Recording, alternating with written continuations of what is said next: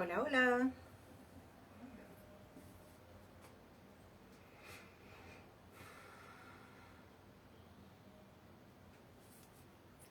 Hola, hola.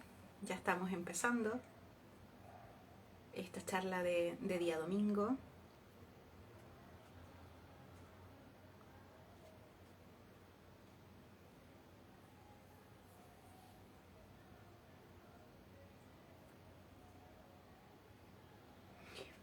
Bueno, empezamos la charla de hoy. Me presento, yo soy Francisca Núñez, soy integrante de Escuela Libre Textil.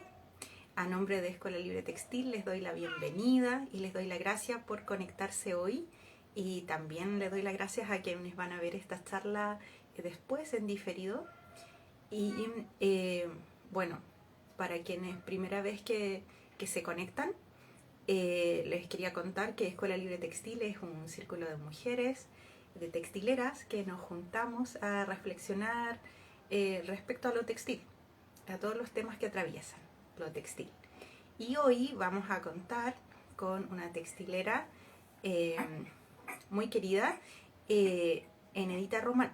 Y ahora la voy a invitar a que se nos una.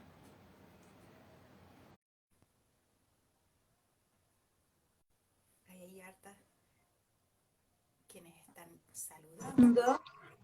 Ay, ahí se unió Hola, Nenita. Fran, Bienvenida. gracias. Qué bueno que ya ¿Cómo estamos estás? acá. Bien, oye, qué hermoso ahí el paisaje que se ve detrás tuyo. Bueno, Sí, amaneció lindo el día. está precioso. Bueno, ya vemos hartas conectadas, así es que voy a partir presentando a Nenita. Enedita es diseñadora de la Universidad de Valparaíso. Ella ahora está viviendo en Pumanque, que ya nos va a contar de su territorio y sus deambulares. Y bueno, ella en lo textil se dedica más que nada al hilado, a los tintes naturales y también al tejido de telar y todo eso. Pero yo creo que una hora se nos va a hacer muy corta porque seguro que nos vamos a entretener mucho acá, y también, bueno, a todas las que están ahora participando las invito a dejar sus consultas, preguntas, comentarios, por favor. Queremos que esto sea una conversación lo más dinámica posible. De hecho, Nedita me pidió en algunas conversaciones previas que no se tratara tanto esto de una entrevista, sino que yo ojalá pudiera aportar también en la conversación. Así es que ahí vamos a ver, tratar de aportar lo más posible. Así que a ustedes, las que están eh, del otro lado, también, por favor, metan la cuchara todo lo que puedan para que esto sea enriquecedor para todas. Bueno, Neita, así como en cada charla, me encantaría partir preguntando de dónde proviene tu amor textil. ¿Cuál es la semilla textil que te ha traído hasta donde has llegado ahora? Ujú. Igual es bien bonito porque, bueno, la semilla es como, viene de varias generaciones atrás. Mi bisabuela era textilera, ella era artesana textil y tejía mantas y teñía y todo aquello. Yo a mi bisabuela no la conocí. Y mi abuela también era, dentro de todo lo que hacía, mi abuela además también era textilera, también hilaba y tejía palillo. Y sobre todo, bueno, en este tiempo como de encierro que estamos viviendo y todo, cuando empezó, como que ahí yo empecé a fijarme mucho en esto, como porque antes simplemente como que pensaba, no, estoy haciendo algo que aprendí en la universidad o que me gustaba mucho de pequeña, porque además siempre de pequeña me gustó mucho. Como que veía Ujú. los telares y me encantaban. Y acá en la zona de Pumayque siempre han habido telares y señoras que hilan y que tejen. Entonces, como que yo lo veía y claro, ahora me di cuenta, como un trabajo más introspectivo, que como que ha sido un súper encuentro con mis ancestras. Mi, Oye, y mi, tú todo ahora mi, estás viviendo, disculpa, estás viviendo en Tumanque, y tu abuela y tu bisabuela, ellas que hilaban y tejían, tú me contabas en estos telares, grandes, las mantas, tu bisabuela, también eran de allá de Pumanque. O sea, tú estás habitando Sí, ahora claro, el el territorio de territorio. tu abuela. Exactamente, pues ellas eran de acá. Y yo creo que también se dio un poco por eso también, como de sentirme como en el territorio, porque yo igual obviamente que cuando estudié después salí para afuera y viví en otras ciudades, acá en Chile, y después como, claro, como tuve que regresar, igual siempre regreso, pero en este tiempo me he quedado mucho tiempo acá. Ujú. Entonces, bueno, eso también ha ayudado al trabajo tintorero, pero también como a esto, como a este reencuentro como con mi ancestralidad textil, que son mis abuelas. Claro, qué genial. Oye, y ya que estamos hablando de tus ancestras y de esas tradiciones, me encantaría que nos contaras sobre la tradición tintoria de Pumanque, que además es algo que tú me estuviste contando de una gran maestra que tú tienes allá, que es Sonia. Me contaste que a raíz de estar en contacto con este territorio, hiciste un libro del que, chicos, no vamos a hablar profundamente en esta ocasión, porque si quieren conocer más en profundidad el libro, obvio, lo pueden adquirir, pero también porque hay un podcast que después se los podemos dejar por ahí anotado, donde Sí, sí. Enedita conversa y está muy linda esa sesión, yo la escuché. Bueno, y entonces, como te decía, Anita, me encantaría que nos contaras de esta tradición de este territorio y que también nos contaras como las diferencias que habría como con el teñido urbano, porque tal vez algunas de las que nos están escuchando no son tan expertas tintorias, entonces también yo creo que sería muy útil para todo el público en realidad. Ya, mira, eso igual a mí me encanta hablar como de la tradición textil pumanquina. Primero porque, como te decía, como yo de chica estoy metida así como y siempre me ha llamado la atención, está en mi ADN en el fondo.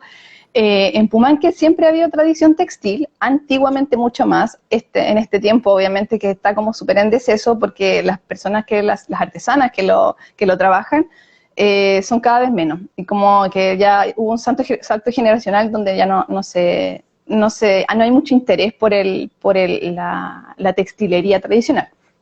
Eh, Sin embargo, en Pumanque las señoras tejen, hilan y además tiñen y teñían. Ellas salían a recolectar a los cerros, salían a buscar a ciertas fuentes barro y lo hacían de manera como igual, como siempre ha sido transmitido de herencia en el fondo. Entonces como que siempre es la mamá se lo pasa a la hija y ahí todas las niñas, de hecho unas artesanas me contaban que su mamá las mandaba a buscar barro a una vertiente que había en los cerros, y así se da el trabajo acá tradicionalmente, porque de hecho nosotros acá no tenemos eh, grandes comercios ni nada, esto es un pueblo, es un lugar súper rural, entonces las señoras siempre han teñido con lo que tienen a mano, que por lo general es teñir con sal y teñir simplemente con las plantas, directamente las plantas a la lana. Acá lo que se tiñe es la lana, no existe el algodón. Tenemos como Ujú. producción, no es masa, pero hay una producción, una buena cantidad de producción de ovejas. Entonces acá siempre se trabaja la lana de oveja. Y para el trabajo de tintorería, y también como a mí me lo enseñó mi maestra, como decías tú, la Sonia, que es con ella con quien yo aprendí y reafirmé muchos de los haceres textiles que aprendí en la Ujú. universidad, por ejemplo, y que me interesaban aprender. Sonia, por ejemplo, vamos a recolectar a su cerro y ella me decía, estas son las plantas que tiñen, este da tal color, este otro da tan otro color. Y poníamos los tintes dentro de una olla, los dejábamos cociendo mucho rato en agua y luego de que estaban una hora, y ojo, todo esto era así con fogón, olla grande y todo en el Sí, sí. patio, que es así como se tiñe acá. Claro, es como estar rodeado de naturaleza. Entonces, al final es, bueno, casi que un ritual. Y entonces nosotros poníamos luego ya las lanas, y así a mí me enseñaron a teñir. Poníamos las lanas en esta fuente grande y después teníamos que estar constantemente viendo el fuego para que estuviera a una buena temperatura. Y ahí la lana iba absorbiendo el color, pero solo por la temperatura y por la capacidad que tiene de absorber la fibra de lana, por la fibra proteica O de lana. sea, sin Entonces, consultar. Ah, claro, perdón, perdón. pero como sin mordientes, no le poníamos ninguna, y ellas no le ponen ningún tipo de fijador. Entonces, es como, de alguna manera, y sin pesos, por ejemplo. No usan pesos, no usan estructuras. Simplemente es lo que saben y también lo que pueden recolectar. Entonces, Sin medir, eso fue como la manera en que yo como un aprendí. poco al ojo, como sin medir, como más bien al ojo. Claro, Ujú. exactamente.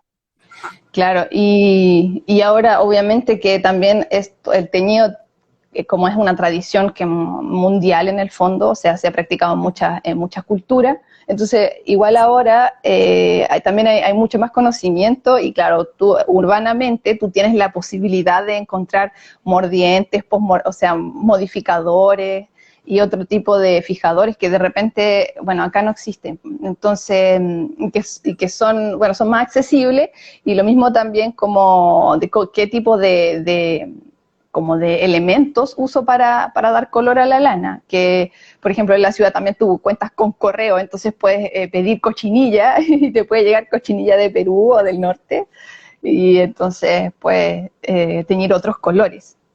Y en el fondo acá se desarrolla como la tintorería y como a nivel como, o sea, como que los colores son los colores que se pueden obtener acá, ¿cachai? No tenemos como una mezcla de otras cosas que llegan, no, solamente es lo de acá, en súper local.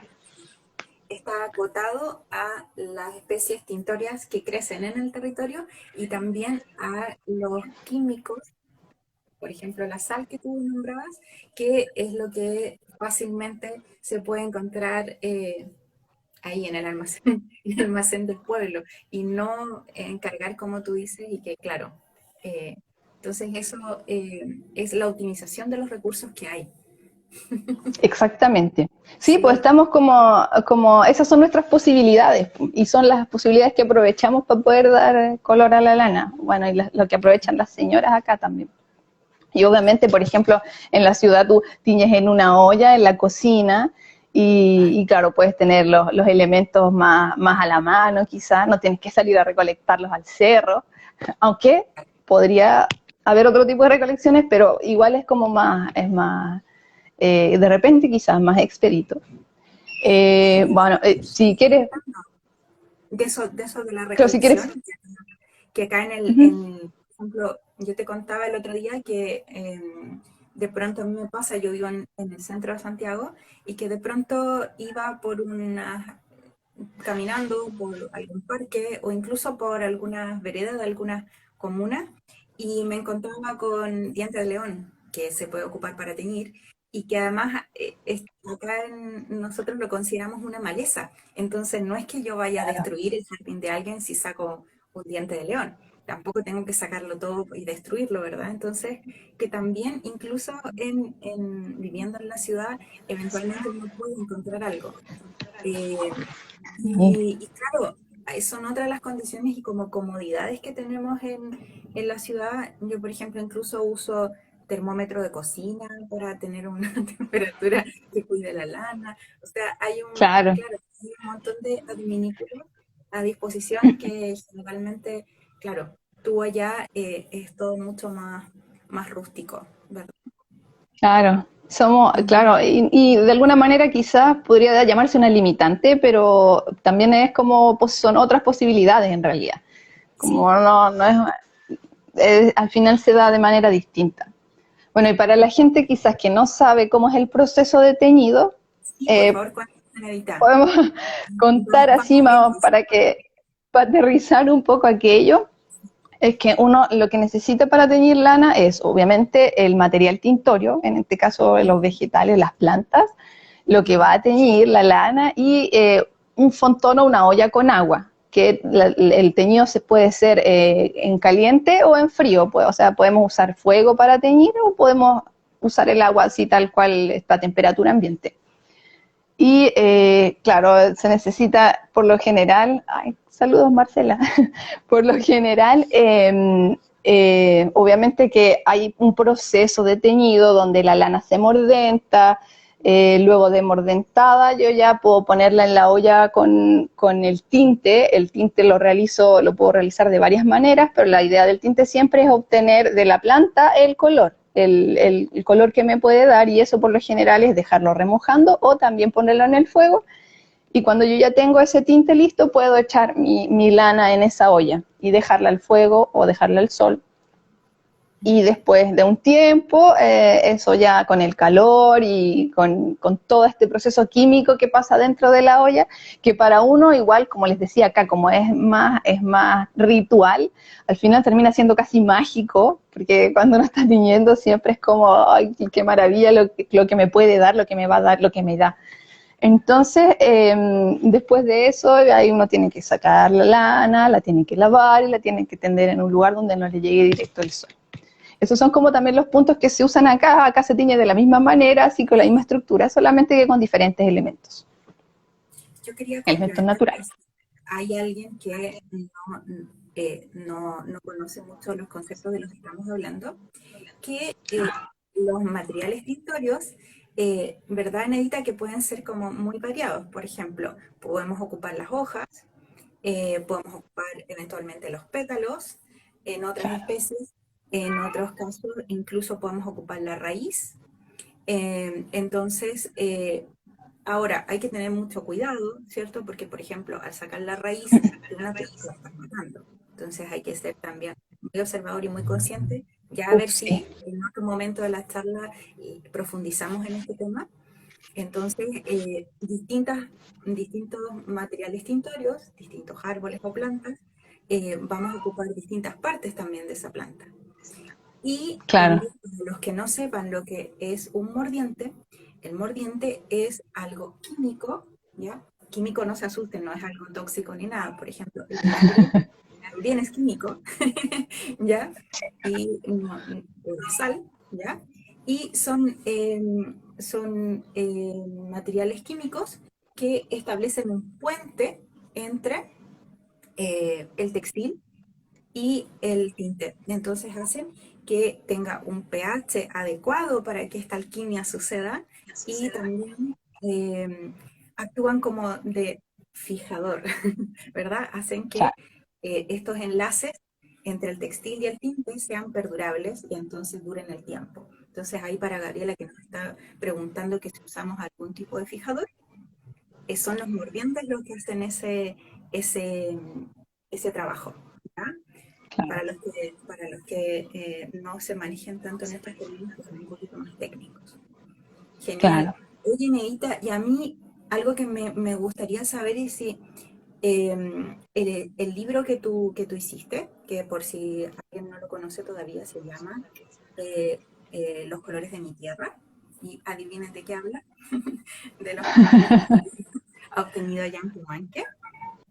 Es un libro muy lindo, y que no solamente trata sobre cosas más como técnicas y todo eso, sino que eh, es sobre la gente, sobre el teñido mismo y lo que está pasando ahí.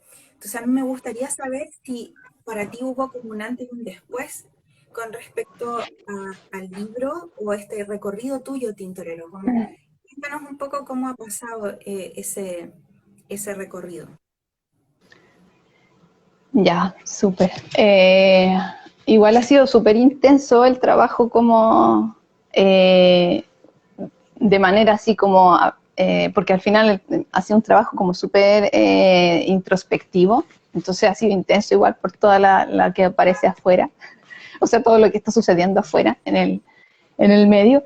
Pero claro, cuando yo hice el libro fue principalmente la idea poder traer a materializar cómo trabajaban las señoras acá en este territorio, y poder también dar a conocer como a la misma comunidad como de qué se trataba también algo de una parte del trabajo de las señoras, que además igual la tintorería es súper encantadora porque se trabaja con colores, entonces a qué ser humano no le llama la atención los colores.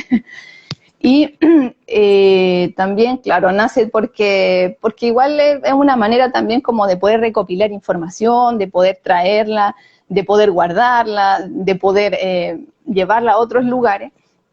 y también de poder mantener como la memoria de estas artesanas, que como te decía acá ya como que no hay mucha identidad textil, porque a las nuevas generaciones no les interesa mucho.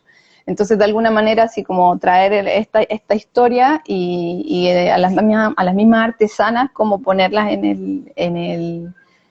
también de alguna manera ponerlas como historia que, por ejemplo, a mí me resuena muchísimo, porque para mí han sido maestras igual, que me han enseñado. Entonces, en el libro, la idea era como tomar plantas que estuvieran en el territorio y que además muchas personas también me decían, muchas artesanas me decían, nosotras usábamos esto otro, esto de este árbol se usa tal parte, como decías tú.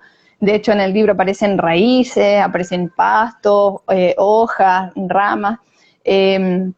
Entonces, a través de todo eso para poder hacer esta como carta de colores, y fue súper interesante toda la investigación. A mí igual como que me hizo, como que me generó como una pasión como más direccionada también al textil con respecto, porque yo solamente tejía antes, no me dedicaba tanto al teñido, pero como ha sido como una manera de aprender muchísimo y como de ver muchísimo los distintos resultados. Entonces, claro, viendo la investigación fue una cosa súper maravillosa que me abrió así como un camino muy, muy grandote, y que además me llamó como a entender después como de otra manera también el oficio mismo.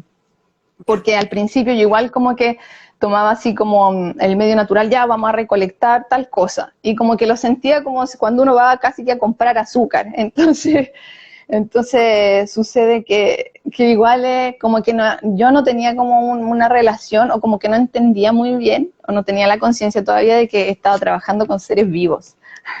Y bueno, después como que, claro, me di cuenta de aquello, y eso súper como con mucho tiempo de análisis, mucho tiempo como también de trabajo. Como ya bajando un poco el nivel tanto como de exigencia de qué es lo que da esto, qué es lo que da esto otro, sino que ha sido también como más, en este tiempo es como más ahora ya, a ver, ahora qué puedo probar, como qué me está dando la naturaleza, porque en realidad como que llegué más a un diálogo como con la naturaleza, eh, y ver como qué cosas me puede dar, y qué puedo yo observar también dentro de lo que estoy viendo, o sea, dentro de lo que estoy haciendo también, porque eso es lo que a mí más me gusta de la tintorería, que hay mucha observación.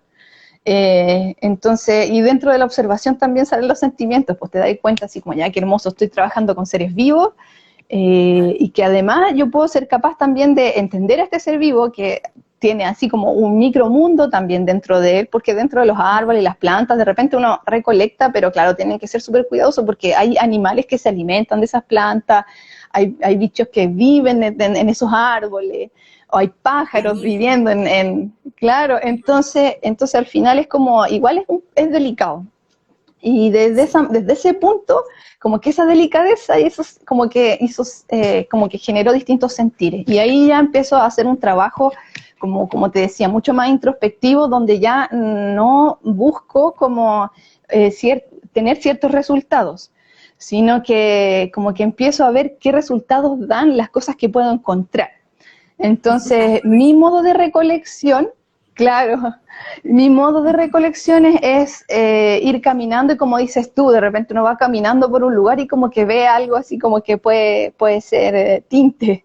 En mi caso, yo como estoy en una zona rural que es campo, tengo la posibilidad de ir caminando y encontrarme ramas, de encontrarme hojas, eh, encontrar como cosas de manera más espontánea también, como lo que me está ofreciendo el medio.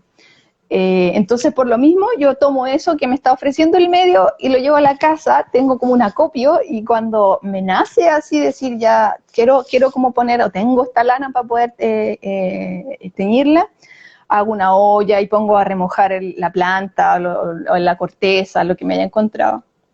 Y ahí, en ese remoje puede estar una semana, o sea, perdón, un día o una semana, y por lo general también atiende como a las ganas que me dan como para teñir, y además como las lanas que yo estoy haciendo, porque junto con el teñido yo hago hilado. Yo sigo hilando lana de oveja. Entonces, para mí también es una pasión hilar. Y entonces cuando ya tengo una cantidad de helado, o tengo, por ejemplo, la lana lavada, entonces la echo a la olla y puedo o teñir el vellón o teñir la lana. Y en eso también la dejo muchos días o lo pongo en una olla y un día digo, ya, hoy día voy a teñir, y a veces tengo 3 ollas en el fuego. Entonces es Wow. como muy, sí, es como muy experimental también. Entonces como que creo que ahora mi trabajo ha sido así, como recibir lo que me está dando el medio natural, más que buscar colores específicos de ciertas cosas. Entonces descubrió también plantas que son como de alguna manera como que te ofrecen el tinte. Ujú. Después les puedo dar también las plantas que son tan generosas. Puedo dar los En nombres. ahí algo que me parece súper importante complementar es que, porque tal vez alguien que no ha hecho este recorrido que tú nos cuentas, es que en los tintes naturales hay muchas variables que influyen. Entonces, tal como tú dices, claro, uno cuando recién aprende, uno aprende esos pasos como básicos, pero después de pronto como que le explota la cabeza porque se abre el universo y te empiezas a dar cuenta que, ¿te acuerdas que el agua no es lo mismo ocupar un agua de vertiente llena de minerales a ocupar el agua de Claro, lluvia y que está mucho más demineralizada? En nuestro largo territorio que es Chile es muy distinto cuando uno tiñe en el norte, que es súper, súper, súper mineral. El agua es mucho claro. más desmineralizada en el sur. Entonces ahí, por Mm, ejemplo, tenemos una primera variable que es el agua. Luego, cuando tú recolectas, tú me contabas que tú más bien vas recolectando como los desechos, como ramas caídas, como ese tipo de cosas que tienen un claro, bajísimo impacto ambiental, pero también es distinto que si esas ramas están frescas o están secas, o si claro. están, ¿verdad? Por ejemplo, ahora que estamos con una sequía tan tremenda, eh, si justo esas ramitas salieron después de que llovió, es distinto a cuando han pasado todo el Mm, verano sin ni una gota de agua, entonces va a ser claro. distinto. Y entonces cada uno de estos componentes, tú decías que se puede teñir en frío o en caliente, van a dar distintos resultados.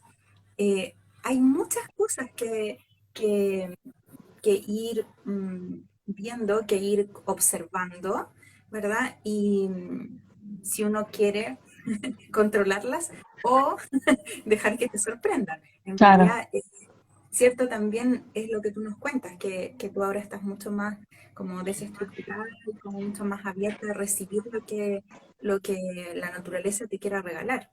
También eso me claro. parece, un hermoso acto de, de fluir y no querer tener tanto el control sobre las cosas, ¿verdad? Que era algo que conversábamos hace un tiempo. Muchísimo. Sí. Oye, Sí. y yo me acuerdo que tú también mencionaste por ahí cómo cómo tu territorio entonces era fuente de colores. Y yo creo que Sí. a quienes nos están escuchando les encantaría saber de eso. Ya, a mí me gusta ver también el territorio así, como una fuente de colores, pero claro, también eso igual tiene que ver un poco con ya conocer las plantas tintorias, por ejemplo.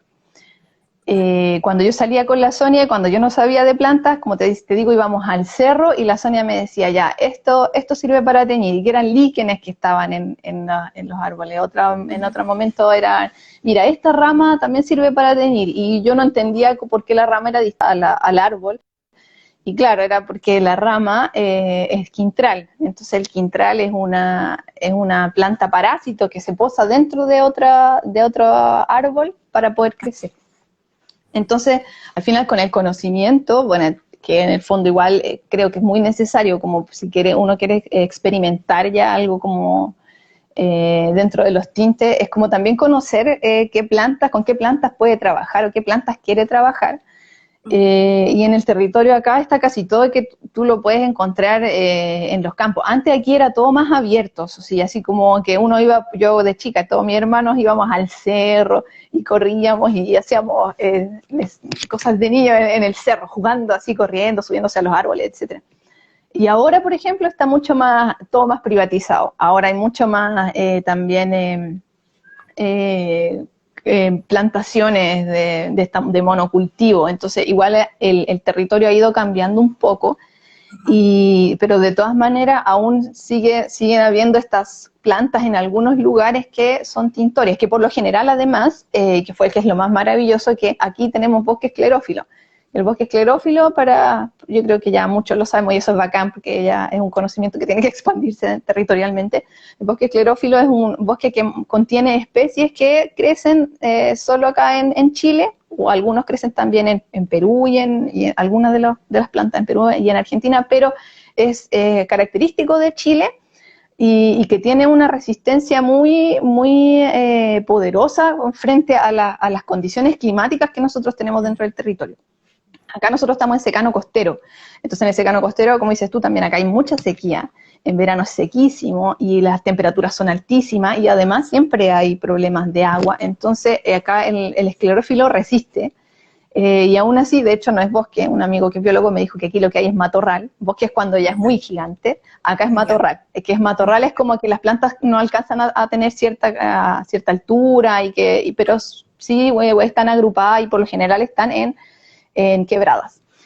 Y claro, yo por ejemplo de lo que utilizo acá y de lo que me puedo encontrar es peumo, quillay, el quilo, para gente que de repente, bueno, del kilo se usa la raíz, pero también se usa la planta, y la planta las ramas dan otro color diferente de la raíz,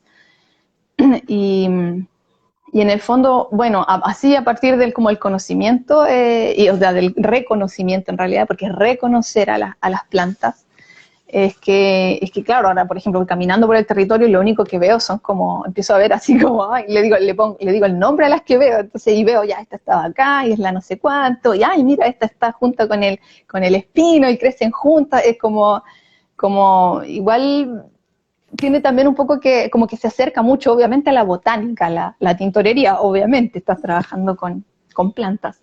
Entonces, dentro del territorio, a pesar de la sequía y todo aquello, claro, que acá igual es una fuente de colores. O sea, cuando yo voy caminando, yo veo fuente de colores, así como, Qué sé que de hermoso. alguna manera voy a tener colores de algunas cosas, y más de lo que me encuentro, encuentro que es una maravilla, porque por otra parte, de repente en la ciudad uno dice, claro, yo no voy a ir caminando y me voy a encontrar un peumo como me lo encuentro en el campo, me voy a encontrar así como el matorral en toda su extensión con el boldo y el quillay y todos así como hermosos, pero aún así en la ciudad se dan las podas de muchos árboles que también sirven para teñir. Y por lo general las podas en Santiago, por ejemplo, porque yo a veces cuando estoy en Santiago veo así en tiempo de poda, las podas se van en camiones y se van a vertederos y es como, yo para mí es como, oh, se va todo el material tintorio a un hoyo. Sí, se pierde toda esa posibilidad, o que por ejemplo en un jardín puede servir como mulching, pero sí, todo lo que tú dices, o sea, habría que eh, conocer de toda la gente, de todos tus conocidos que viven en casa, quienes tienen árboles, que te puedan convidar unas hojitas de vez en cuando, como dices tú, cuando es la poda, o si alguien va a Claro, desmalezar, muchas de esas malezas te pueden servir para teñir. Y claro, y también pasar por los parques antes de que pase el jardinero, sacando por maleza, las ejemplo, malezas pueden servir también. Sí, sí, hay que hacer pruebas. claro. Si uno no está O seguro. lo mismo también, claro, tomar semillas, por ejemplo, de plantas y poder armar un jardín tintorio, si tienes la posibilidad de armar un pequeño jardín tintorio en la parte de afuera de tu entrada, o en maceteros también. Sí, Entonces igual es muy bonita la tintorería porque te acerca también como a esta relación directa con las plantas, que a mí me fascina porque es como, bueno, las plantas siempre es como, o sea, puedes conversar con una planta, puedes ver cómo crece y te está comunicando muchas cosas, si está seca, si está reluciente, si le gusta, el lugar le gusta. Entonces pienso que igual es como un trabajo muy como desde adentro también, como un trabajo creativo humano que te permite como mirar como lo que tú estás haciendo, pero también entendiéndolo, bueno, como el impacto que tú dejas y también en esta relación como que tenemos como con todas las cosas naturales, por si el ser humano también es una especie natural. Entonces que es maravilloso como poder ser parte y entender esa naturaleza y entenderse dentro de esa naturaleza, y creo que eso también como que a mí por lo menos guía mi trabajo, que es como ya, naturaleza, dime como en qué estamos ahora, qué estamos haciendo, qué puede suceder. Oye, y también algo que me ha pasado y que ha sido hermoso de los tintes naturales es que, bueno, yo tengo un huerto tintorio en las afueras de Santiago y, bueno, hay árboles y también hay plantas pequeñas mezcladas con el resto del huerto y lo que me ha hecho es entender los ciclos. Y ahora, como que siento que antes de los tintes naturales, yo no vivía tanto en el invierno, en la primavera, como en su esencia, Ujú. en lo que significan, ¿ya? Entonces, en las temperaturas, en todas esas cosas. Entonces, ahora yo estoy viendo que la ortiga está en su máxima expresión. Y si dejo pasar mucho tiempo, ya el calor se van a secar y Mm, ya no voy a tener ortiga fresca para teñir. claro. El otro día pasé mirando un ciruelo, ¿cuántas hojas tenía? Entonces ahora yo ya vivo un poco en función de cuándo florecen las cosas, de cuándo, Mm. por ejemplo, para mí cuando llega el otoño es el momento de cosechar las cáscaras blandas del nogal y cosechar las granadas. Y me las como y luego con las cáscaras tiño. ¿Te fijas? Entonces Claro. también eso ha sido muy lindo de esperar con ansias agosto, que es cuando florecen los espinos o los aromos, después, y estar a la expectativa de posibles cosechas. Eso también Sí, totalmente. ha sido muy Sí, bonito. y también como tener la paciencia como de entender, o sea, como que ya unirte un poco al ciclo, porque si uno está como todo el tiempo así como como, ay, es que yo quiero esto que aparezca, y como, o estar como, sacar antes las cosas, quizás de repente también como que, pues, bueno, genera igual también de alguna manera un otros resultados que quizás no se disfrutan tanto, bueno, quizás hay personas que sí lo disfrutan mucho también así, pero, por ejemplo, a mí, como les decía adelante, era como, hay árboles que son súper generosos y que, por ejemplo, te entregan el material tintorio sin que tú siquiera tengas que cortarlo ni dañarlo. Ujú. Por lo menos a mí, y en mi casa, acá en la casa de mis papás, donde estoy ahora viviendo en Pumanque, aquí el nogal, por ejemplo, yo descubrí que es el árbol así generoso de la tinta, porque da Ajá. así todas las partes que da, desde la flor, la hoja, la parte de afuera, Y eso eh, es la cáscara blanda. la- claro, toda esta vainita que cubre la semilla, esa también se puede usar. Entonces al final es como, uy, qué maravilloso, no, ni siquiera estoy tocando este árbol y me está dando colores, que además los colores son muy Sí, lindos. Les voy a mostrar por aquí, tengo sí, por un favor. velloncito. Este Ajá. vellón es no sé si se alcanza a ver mucho el color, pero este está Sí. hecho está teñido con la flor que cuelga del nogal. No sé si se han dado cuenta, antes de que empiece a brotar y florecer, tiene como una flor que es como un racimito que cuelga. Y esa flor uno la recoge, la pone en el agua y ya tiene color, empieza a dar tinte. Entonces es Maravilloso. hermoso. Eso no lo he probado, lo voy a probar. Qué buen dato, Y gracias. claro, sí, y por ejemplo ahí me pregunté qué color dan los aromas. Y claro, ahí en realidad también, como decías tú, pues depende también un poco como de las características de todos los elementos que tú estás usando. Pero Ujú. a mí por lo menos el aroma me ha dado café, sí me ha dado ciertos tonos de rosado. Pero no, con el aroma no he investigado mucho más allá, porque claro, ahí tengo que cortar. Entonces, si espero alguna poda, y me encuentro alguna buena poda, ahí yo creo que a poder manejar, o sea, voy a empezar a trabajar un poquito más con él. Pero por el momento lo que tengo mucho es peumo, quillay, que todo esto me lo he encontrado.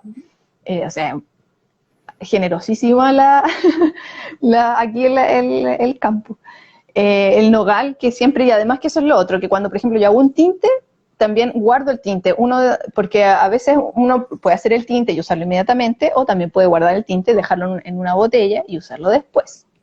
Que igual puede también haber una variación de resultado, y que también ahí como es material orgánico, también puede haber como olor, fermentación y otro tipo, creación de hongos, de vida. Entonces hay otro tipo también de factores que también pueden incluirse al teñido, que también pueden dar otros tipos de resultados.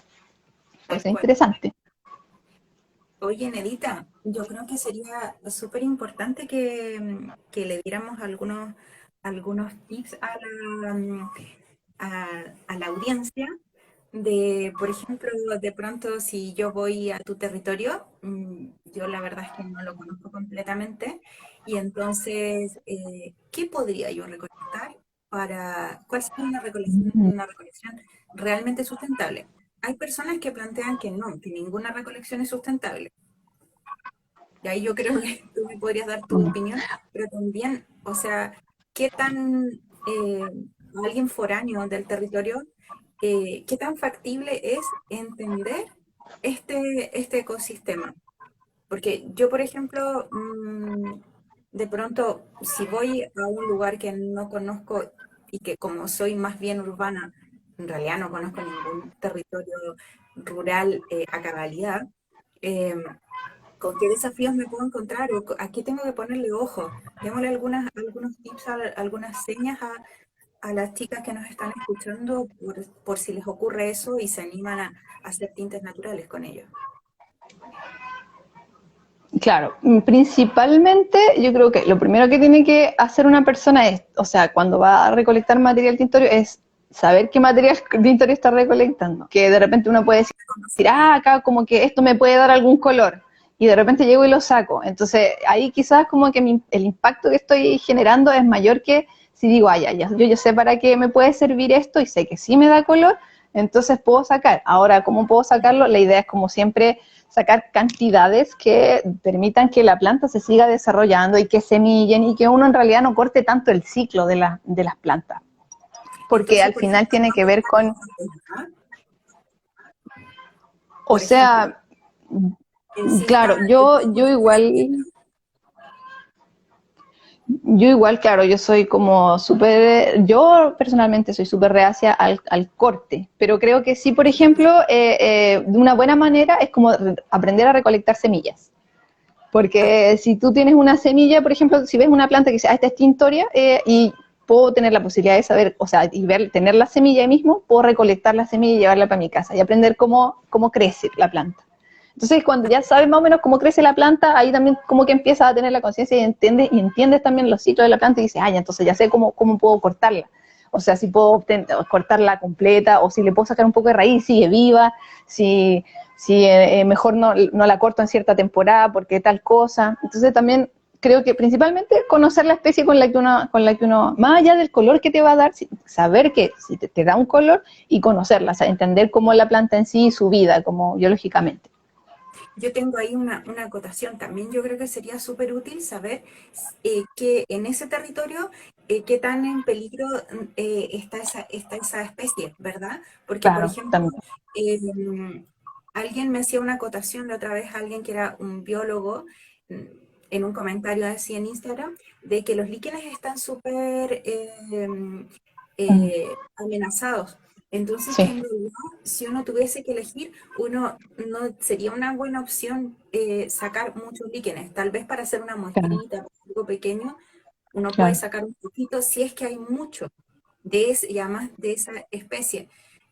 Mm, Y yo creo que no es tan fácil como llegar, por ejemplo, lo que tú dices, mm, o sea, conocer una planta o conocer cómo se están relacionando entre ellas, sí, eh, es mucho más complejo de lo que uno se imagina. Entonces yo creo exactamente. que no es una observación de como, mira, observé, listo, ya lo decidí. No, Eh, no, es algo mucho más complejo y que hay que ponerle mucho más atención de lo que uno se imagina. claro que sí. Eh, Es que, claro, hay mucha información detrás de una planta. Y lo mismo que dice ahí la Marce, pues que sí, también hay plantas que están amenazadas. O sea, realmente, si tú estás ahí, claro, hasta incluso que te lleves la semilla, puede ser una gran amenaza para que la planta se extinga.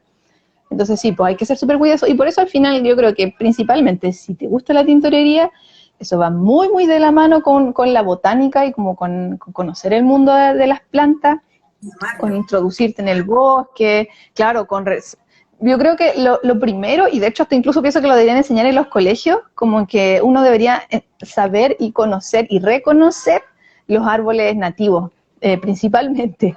Creo que eso es como que lo principal, como saber cuáles son y los que hay muchos, los que hay poco, o los que cómo van creciendo, cómo se desarrollan también dentro de tu territorio, porque hasta incluso en Santiago hay nativos, pero muchas veces como que, claro, como la vida citadina, yo digo Santiago, también puede suceder en otras grandes ciudades en territorio, pero como que, claro, en la vida citadina como que uno pasa nomás, po. Entonces como que el bosque, por ejemplo, en la vida, en la ciudad, no tiene tanta relevancia como en el campo.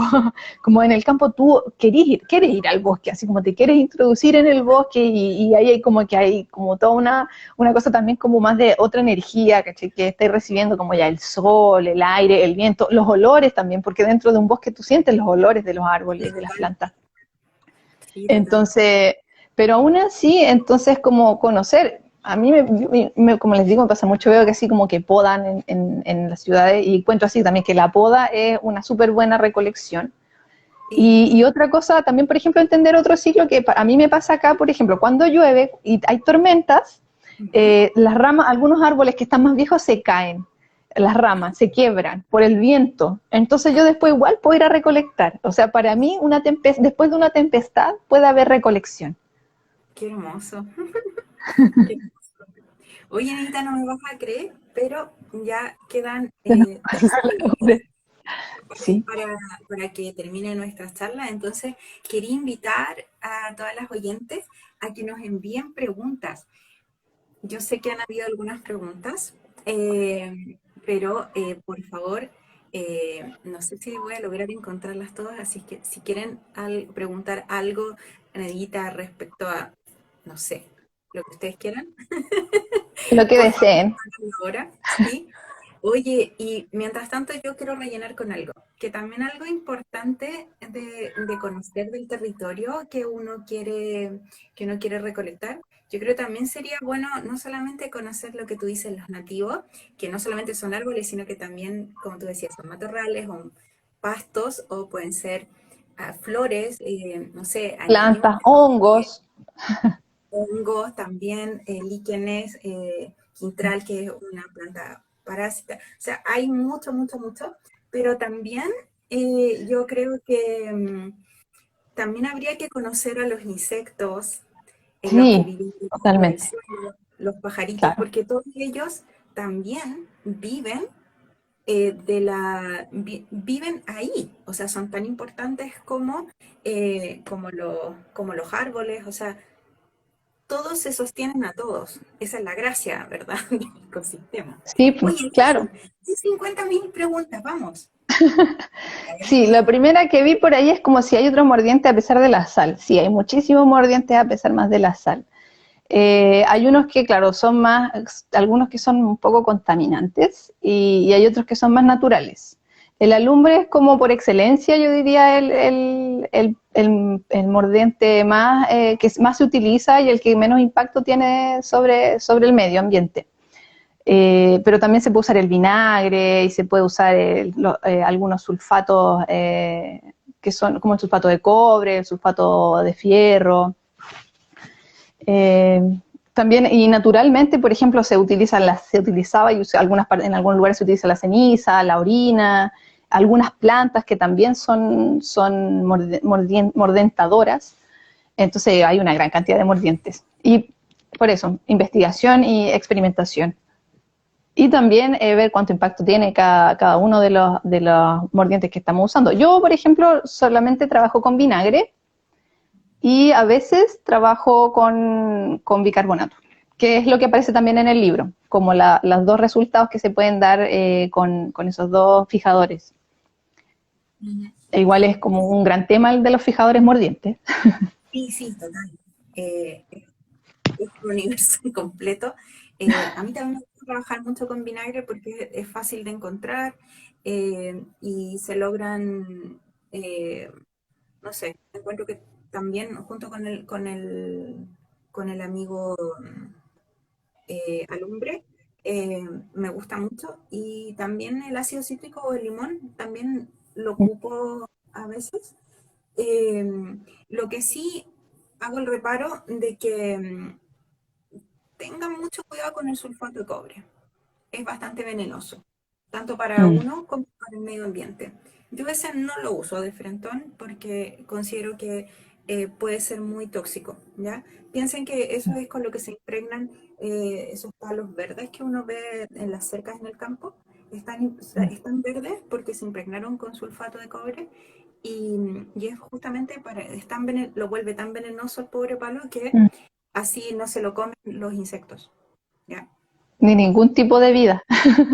No se Entonces, pudre. imagínense para nosotros o si uno los bota así en su jardín o por el desagüe. Es lo mismo, Mm, ¿ya? Así que sí. ojo con ese.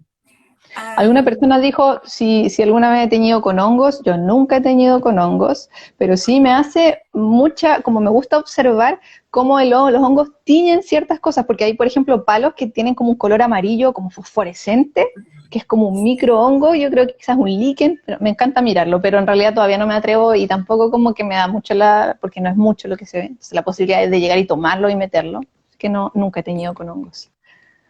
acá pregunta Roxana ¿qué plantas recomendarías para un pequeño jardín tintorio? Ah, yo igual tengo un micro jardín tintorio, pero en realidad nunca lo he usado directamente, o sea, lo he usado muy poco, porque me gusta más recolectar, porque tengo la posibilidad, pero sé que se usa mucho la chinita, esta que es como esta amarilla, esta caléndula, claro, la Muy caléndula, que además es una hierba hermosa. Sí, muy Eh, medicinal. Sí, la caléndula, bueno, con la ortiga también se puede teñir. Y ahora, si quieren como irse un poco a lo más grande, pueden plantar granadas en su casa, porque el granado también da bonito, o sea, da color. La cáscara del granado y hasta las ramas del granado dan color. Ujú. Y bueno, nogal y otras flores también son como los claveles chinos, clavelina china también da color. Me Y, llaman tanto. y si quisieran ustedes también investigar más, porque hay como más plantas también como foráneas que tienen la rubia, el índigo, o sea, las índigo, algunas El índigos. rubano. Esas yo no las manejo mucho, porque en realidad yo tiño más como con Cántamo. plantas que hay acá, claro. Sí, Pero en realidad ujú, les quiero contar de algunas plantas que planté hace poco y que todavía no las pruebo, por lo tanto, en mi jardín tintorio. ¿Ya? Bueno, eh, planté cártamo, ¿ya? Cártamus tintorium. Tengo muchas ujú, caléndulas. Ahora están brotando los tajetes o cempasúchil o clavelón de la India, que también le llaman al que tú nombrabas. También planté glasto, que es una planta indigósfera, o sea, que da azules. Todavía no la claro. probé, chicas, así que no me pregunten. Tengo también Ujú. mucho diente de león, mucha ortiga. Diente de eh, león. y también puse otra plantita nueva que se llama pipicha, que Mm, todavía tampoco sé, que viene de México. Y también me dijeron que las flores de la malva real tiñe. Ahora, chicas, sí. ojo que cuando uno dice muchas de estas plantas, la mayoría tiñen beige, amarillos, cafecitos, tienen una paleta bastante restringida, no esperen así Mm, como colores fluorescentes y todo eso. Oye, y claro. acá Y lo otro es que, perdón, es que algunas plantas también sucede que algunas tienen más resistencia en cierta fibra o a veces tienen mucha menos resistencia como a la luz o al lavado. Así que también de repente puede ser experimental como el probar algunas plantas, pero puede ser que no funcionen tanto así como en resistencia, por ejemplo. sí. Acá nos preguntan que si hay harto eucalipto que en todos lados que si dan color. Sí, ¿cierto? Sí, Dan color. mucho, Eh, sí. Y de colores bien la bonitos también. corteza, la corteza La que se corte, va soltando también claro. da bastante. Ese es otro árbol en el que uno puede hacer una recolección también sin haber un impacto, que de hecho también es bien bueno recolectarlas porque son un poco ácidas también para la tierra. Entonces, de repente, si estás en un lugar o en tu jardín, por ejemplo, igual es bueno que recolectarlo y dan harto color. Es generoso también el eucalipto. Acá alguien pregunta si has tenido con beterragas o mate. Sí, he tenido con betarraga y alguna vez también fui a clases y teníamos, pero algo, fui a una clase de algodones, hice un taller de algodones con Constanza, no me acuerdo de su apellido todavía, pero la Connie tenía un taller ahí en Limache que ella hacía tintes, hacía talleres de tintes naturales en el algodón y ahí teníamos con mate. Y claro, a mí la experiencia de la betarraga, miren, por aquí tengo la betarraga. Igual, al principio, por ejemplo, puede ser súper rosada, pero después con el tiempo se va destiñendo y va tomando como un color más naranjo. Y eso tiene que ver también con la exposición y cómo uno cuida lo que tiñó. Pero sí, y sí he tenido con la betarraga además en frío, porque en caliente como que nunca me ha resultado muy bien, me da unos colores así como cafés muy raros. Y para poder tener así como algo rosado, siempre lo logra en frío. Yo la verdad es que he tenido bastante malas experiencias con la beterraga, como que es un tinte muy fugitivo, que se llama cuando no perdura tanto en el No sé si textil. está bien, Voy a claro. probar una metodología en frío a ver cómo me va, si ahí obtengo mejores resultados. Nos preguntan acá, nos quedan solamente 3 minutos, ojo. Ya Así lo vamos que, a hacer rápido. mira, acá alguien pregunta que cuál es la que ha dicho que da azules, que no entendió el nombre, y acá Correo del Laboratorio Textil le está preguntando qué es el clasto, es la Isatis tintoria, y ese es el azul europeo. Así que ahí está la explicación. Y pregunta que cómo desechan las aguas de alumbre y sulfato ferroso en sectores rurales en los que no existe alcantarillado. Por favor, Eneida. Ya, mira, por lo mismo, acá en Pumanque la gente no tiñe con esos minerales, que salen en realidad. No se tiñe con eso y ahora, si alguna señora tiñera, lo tiran por el baño. Acá igual, por ejemplo, donde llega el agua, donde está la recolección de aguas servidas, por supuesto, hay igual procesos de agua y todo aquello, pero yo creo que igual es súper tóxico, que no le hace nada de bien a la tierra y por lo mismo al final la gente lo termina tirando por el baño. Pero acá generalmente no se usan.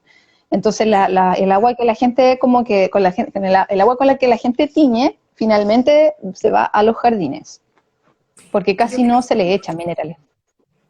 que ¿Perdón? el sulfato de hierro bien diluido, sí, ya, este es el último comentario que hago, después te despides, Neita, y tenemos que cerrar porque ya estamos en la hora. El sulfato de hierro es un producto de jardinería que se usa para acidificar un poco la tierra. Entonces, bien diluido, tú sí lo podrías botar, ¿ya? Pero, por ejemplo, la sal no, ¿ya? Porque hace que las plantas no crezcan. Entonces, antes de usar cualquier cosa y botarla en la tierra, hay que informarse mucho, ¿ya? Claro, No es eso, muy sencillo.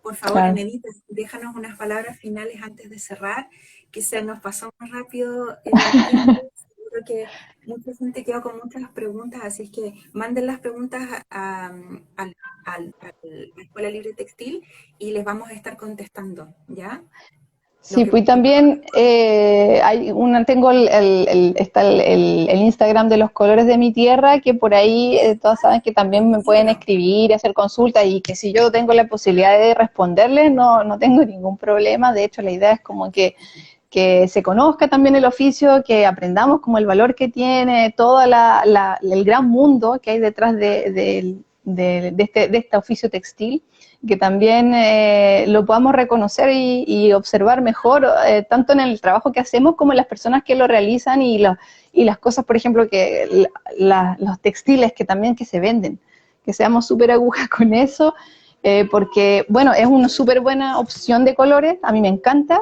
pero siempre tiene que ser, claro, trabajarse de manera sustentable, pero también es hermoso porque podemos ponerla a nuestra piel o podemos ponerse encima de nosotros y de nuestras telas, y nuestro medio también es como casa y todo aquello, colores naturales, que finalmente somos parte de aquello, somos parte de la naturaleza. Así que eso, muchas gracias también por estar aquí, por acompañarnos, por las preguntas.